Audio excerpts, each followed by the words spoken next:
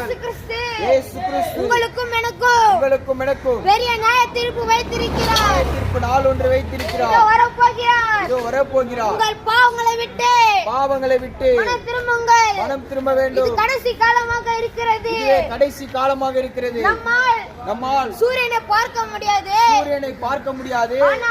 ஆனால் இயேசு கிறிஸ்து சூரியனை காட்டிலும் 1000 மடங்கு பிரகாசம் உடையவர். இயேசு கிறிஸ்து அவர் வல்லவராக இருக்கிறார்.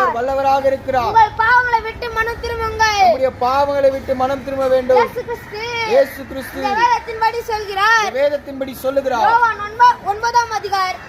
யோவான் 1 அதிகாரம் 9 வசனம். உலகத்திலே வந்து எந்த மனுஷனையும் பிரகாசிப்பிக்கிற ஒளியே அந்த மெய்யான ஒளியாக இருக்கிறது.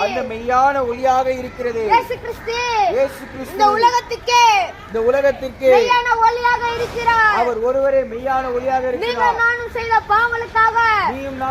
பாவங்களுக்காக இயேசு கிறிஸ்து ஒருவரே சிலுவையில் தொங்கினார். சிலுவையில் நமக்காக தொங்கினார்.